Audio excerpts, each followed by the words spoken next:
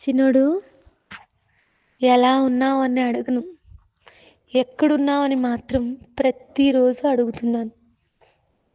నీకు గుర్తుందా? చిన్నప్పుడు నీ ప్రతి బర్త్డేకి ఉదయాన్నే నువ్వు లేచేసరికి రకరకాల ఐటమ్స్తో డెకరేట్ చేసి విష్ చేసేదాన్ని. నువ్వు నీ ఫ్రెండ్స్ని పిలిచి పార్టీ చేసుకున్నప్పుడు ఇది మా అక్కే చేసింది, ఇది మా అక్కే చేసింది అని అందరికీ చెప్పేదాన్ని. ఈరోజు కోసం డిసెంబర్ స్టార్ట్ అయినప్పటి నుంచి మనం వెయిట్ చేసేవాళ్ళం. కానీ ఈసారి ఇలాంటి రోజు, మట్టిని అలంకరించే రోజు నాకు మిగిలింది.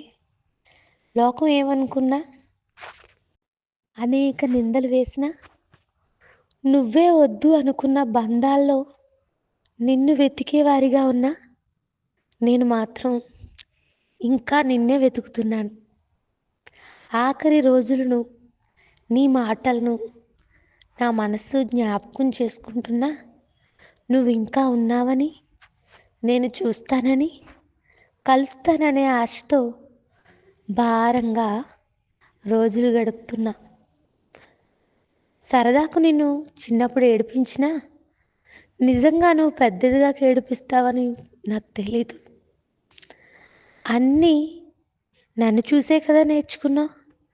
చిన్నప్పుడు అమ్మ అని నేను పిలిచాకే నువ్వు పిలిచావు. అక్కకు జడుందని నువ్వు కూడా జుట్టు పెంచుకున్నావు. అక్కలాగే చీర కట్టుకుంటానని నన్ను చూసే నేర్చుకున్నావు. అక్కలాగే నాకు కొడుకు కావాలని పంతం పట్టి కన్నావు.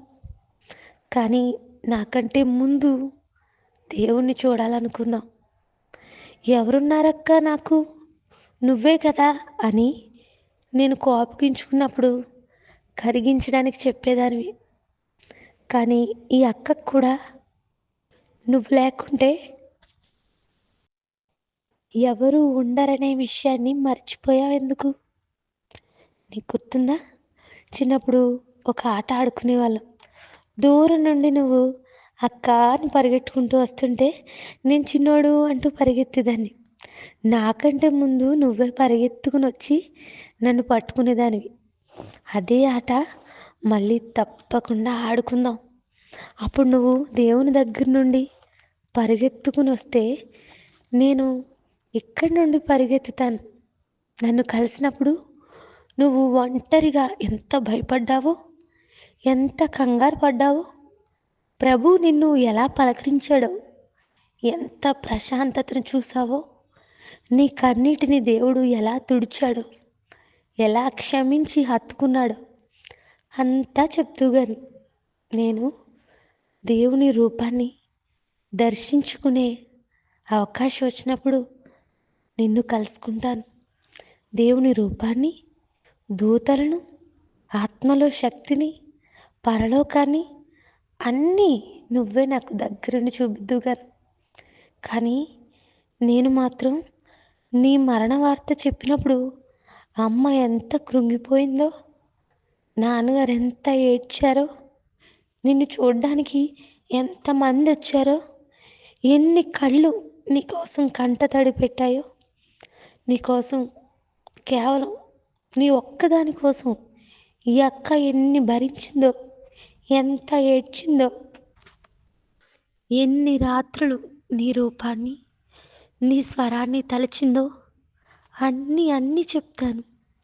ఒకే ప్లేట్లో అన్నం తిన్న మనిద్దరం, ఒకే కడుపులో పెరిగిన మనిద్దరం, ఒకే మట్టికి చేరతాం. కానీ ఈసారి నువ్వు ముందవడం, నేను వెనకవడం ఏమీ బాలేదు. నీ నవ్వు వినిపిస్తుంది, నీ రూపం కళ్ళ ముందే కనిపిస్తుంది. కానీ మట్టయిపోయావనే సత్యం మాత్రం నమ్మకం కుదరనంటుంది. కాలం గాయం మిగిల్చిందో, దైవం అనుమతించిందో, బంధం మాత్రం ముగిసిపోయింది. జ్ఞాపకం మాత్రమే బాధిస్తుంది. పిచ్చిదాన, నువ్వు లేకుండా సంతోషం, నువ్వు లేకుండా పండుగ, నువ్వు లేకుండా నవ్వులు మన ఇంట్లో ఉంటాయని ఎలా అనుకున్నావు? అమ్మ నాన్నగారికి నువ్వు పేరు తీసుకురా, నేను ప్రేమ తీసుకుంటా అనేదానివి. కానీ ఇప్పుడు వాళ్ళ సంతోషాన్ని నువ్వు తీసుకుపోయావు. ఏడుస్తుంటే చూస్తూ ఉండే నిస్సహాయురాలిని నన్ను చేసావు. ఎంతకంటే శిక్ష ఏ చట్టంలోనూ ఉండదు తెలుసా? నువ్వు వెళ్ళిపోయాక ఎన్నిసార్లు ఈ సమాధి తోటకు వచ్చాను చూసే ఉంటావు. నిజంగా నువ్వు ఉంటే ఇప్పుడు చెప్పేదానివేమో, ఎవరిది స్వార్థమో, ఎవరిది త్యాగమో, ఎవరిది ఎంత ప్రేమో నిజానికి బ్రతికి ఉన్న వాళ్ళకి అర్థమయ్యేలా చెప్పేదానివి. కానీ ఆ అవకాశం లేదు. ఇలాంటి పుట్టినరోజులు ఎన్నో జరుపుకోవాలి అని అంతా అంటుంటారు బ్రతుకున్న వాళ్ళకి. కానీ నేను బ్రతుకున్నంత కాలం ఇలాగే ఈ రోజు ఉంటుంది, ఇలాగే ఈ బాధ ఉంటుంది, ఇలాగే ఈ అక్క వస్తుంది. నువ్వు తాగిన విషయం నీ దేహాన్ని, మా మనసుల్ని ఒక్కసారే దహించింది, రెండింటిని మట్టి చేసింది. వెళ్ళిపోతున్నావా అక్క అనుకోకు. మట్టిలో ఉన్నది నీ దేహం మాత్రమే, కానీ ఈ మట్టి చుట్టూ తిరుగుతుంది మాత్రం నా ప్రాణం. ఇంటి దగ్గరున్న 2 ప్రాణాల కోసం వెళ్తున్నా. నీ ప్రేమనే కన్నీళ్లు తుడుస్తా, నీ బాధ్యతనే మళ్ళీ ఊరటనిచ్చి నిలబెడతా. ఉంటాను.